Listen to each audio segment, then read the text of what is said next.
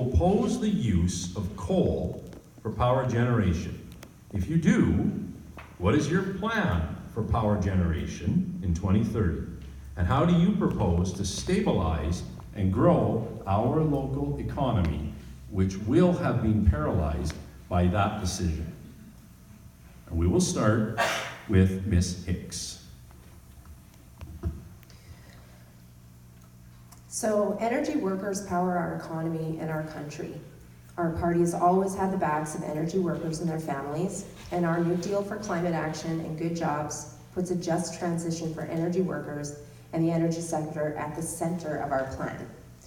A new Democrat government is committed to transitioning to a low-carbon economy that helps us fight the climate crisis and grow the economy at the same time.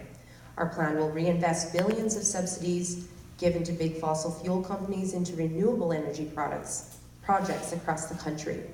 We'll ensure workers get the training they need to fill the 300,000 good new green jobs our plan will create. Canada has always been an energy leader, and our New Deal will continue to ensure we're a leader on the world stage in green and renewable energies. I'd like to emphasize that there's been plenty of groundwork in terms of pilot projects for green sources of energy right here in Saskatchewan. Nothing we propose to get done will happen overnight, but the transition is designed to not leave energy sector workers behind. Thank you. Mr. Zajac. Well, this is one of the most important questions for Estevan and for Southeast Saskatchewan. What happens when we don't have coal anymore? And don't be fooled. The Paris Accord is the emissions that we're adhering to. End coal in 2030. We're the only party that's going to remove us from the Paris Accord, period. Any of the parties that are here today are going to stay in the Paris Accord, and they're going to let the United Nations tell us what we're going to do with our climate. In the Paris Accord, there's $100 billion that they have requested that resource-rich countries provide to less developed countries to help fight their CO2 emissions. And as most of you probably know, Canada just sent $2.3 billion to Africa to help fight CO2 emissions. And if you really believe that that money is being used exclusively to fight CO2 emissions, something's really wrong. So the People's Party of Canada will remove us from the Paris Accord. We're the only friend of coal. Maxime Bernier came here and took a tour of the CCS facility and understands exactly how it works. When we spoke to the director, we asked him about units 4 and 5, what the opportunity to revive them was. And he said, you know, if 4 and 5 were able to be given another 30 years of life, I asked him what the cost was, and I said, would it be $2.3 billion? And he said it would be about that. So Canadians first, Canadian jobs, good technology. We can teach the carbon technology to countries all over the world. China, because they can't buy coal from North Korea anymore because of UN sanctions, and the US sanctions, are planning on building 20 mega coal mines a year for the next 20 years. So why are we forcing Canadians in small town Canada to adhere to a faulty Paris Accord climate agreement that is not going to help Canada at all? Because we all know Saskatchewan's carbon neutral. Why are we going to decimate small town Saskatchewan and small town communities by adhering to something that the United Nations wants and the world government wants? We're not a globalist party. We're Canadians first. We need to take care of Canadian people.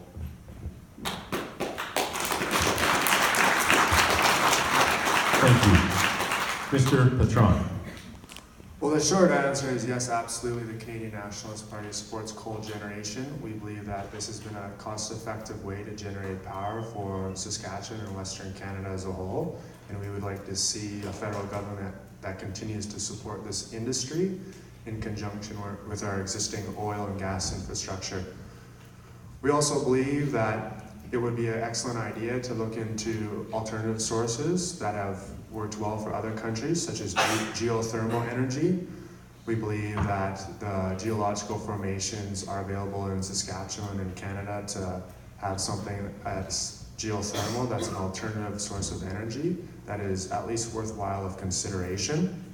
Speaking specifically about Estevan, it's estimated that if and when Boundary Dams 4 and 5 close, somewhere between 450 and 750 total jobs may be impacted.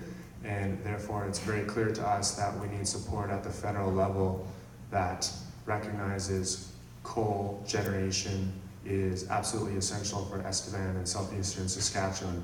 So you can rest assured that the Canadian Nationalist Party would do everything in its power to make sure that the people here and the industries here are empowered by a government and a regulatory environment that recognizes coal-generated power. Thank you. Dr. Kitchen. Thank you. The Conservative Party does not oppose the use of coal power generation. Coal power amounts for approximately 40% of the world's electricity. And this power is a good, reliable source of energy that's stable and is cheap. And we will always need to have that base power source, a power like this throughout. I've lived the last 4 years dealing and talking to my caucus about the value and the benefits of coal and the value and the benefit of carbon capture. And during that time, I've talked to them extensively about the great work that we do on the environment here in Souris Moose Mountain, in particular here in Estevan, as well as Coronach, where it is very, very, very needed. I've had Ed Fast come to tour the CCS plant, as well as touring the coal mine, to learn about the great work that we do here. Ed Fast is our shadow minister for the environment. And he, along with his persuasion and talking, we have managed to get this part of our energy and environment policy. We look forward to this as we move forward, and we recognize the results that CCS technology is part of our environmental plan.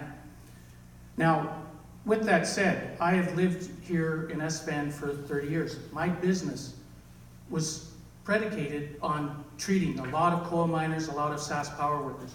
And that's the part that needs to be remembered here, is this business of coal and energy and the oil and gas are all needed here because the trickle-down effect affects all the community.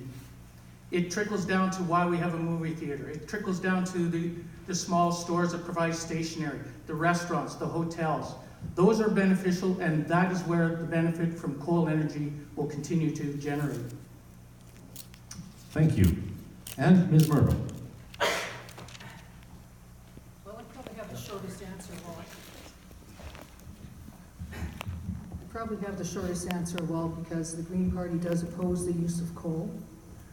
We have 10 years to develop green jobs, and the Green Party will work with communities to develop large-scale retraining.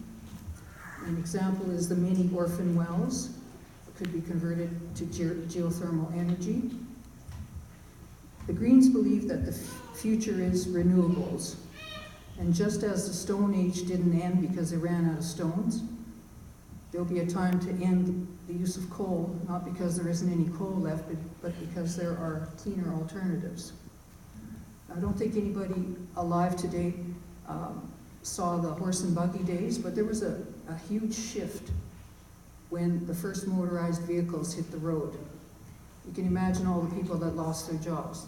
And we hear about people who raised horses for riding and pulling wagons, people who built those wagons. Where I live, it's an acreage that used to be a blacksmith shop. That family converted it to a welding shop. So back then, people had to make huge changes, and I think people have to be ready to adapt and change, and that's how humans have survived to today, is through adaptation and change. And people dislike change, but it's necessary. And I think that the Green Party cares deeply about the fact that people will lose jobs. But I think it's time for change and to look forward to a future without coal.